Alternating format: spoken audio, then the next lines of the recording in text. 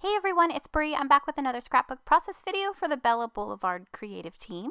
And this week we are using Monsters and Friends, and it is their super adorable Halloween line and probably one of my favorites. I look forward to using this collection. It is so fun. There are so many different fun elements to it, like pumpkins and monsters and ghosties and bats and all kinds of great things. So I thought I would try something a little bit different.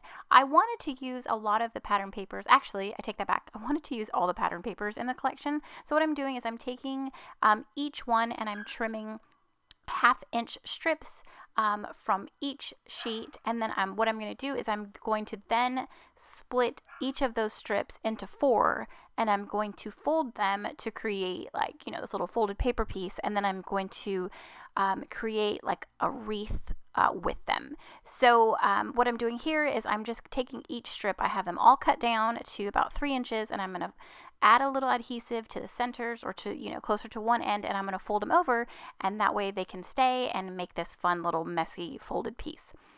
So I do that with all of the pattern papers, and then I to make sure that I have all of the patterns shown. I do 4 one way, and then I do the other 4, since I cut 2 strips, the next, so that each pattern is shown equally. So I have my hearts and ombre paper in black, and I'm using the ombre side, and it's a 12 by 12. And what I did is I traced a circle using one of my score tape sets, and I just did a circle, and all I'm doing is I'm adhering them down along my traced line, and that's all I do. I just go and fill in the whole circle, and then I take whatever's left and I kind of add a second layer underneath that first layer to make my wreath more full. And then I pick up the little papers and I fold them up and I ruffle them, and you can totally add foam tape underneath some of them if you wanted. You could even distress or rough up the edges to make it a little more messy. You could also add stitching to the center of your circle when you're done to add another layer of texture and an element of interest. I did think about adding stitching to it, but I didn't. I thought of it after, and I think it would look really cute if you added even a zigzag stitch around the perimeter, the inside of the circle.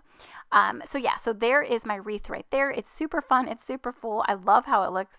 And all I'm doing now is I'm going to map my photo using this polka dot paper from the collection, or photos, and just to give it some interest, and that way it stands and pops on top of that ombre paper. So the photo is of my son and of my 2 dogs, Luna and Pippa. This is before we got Cubby. I believe this was 3 Halloweens ago, and he was a little skeleton and the girls were dinosaurs.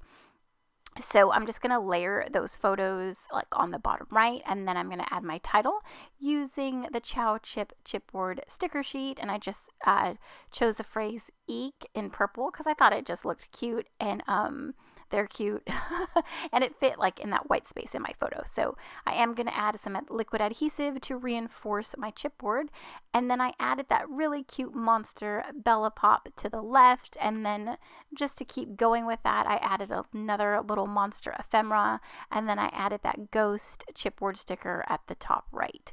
So that's that is going to be where my embellishment clusters are, and then I'm going to add a little one on the bottom right, kind of closer to the title, just to make sure, to kind of fill in the gaps. I really wanted to add that guy with the balloon, and I probably should have added him first, and that way I could have used him. So since I did want a balloon, I just pulled in a regular balloon ephemera, and I glued that down, and then I am going in with some floral pieces and some candy. And I do add some of these epoxy pumpkins and bats. And what else do I add? I do add some tangled thread in a few areas. I have orange and purple and pink.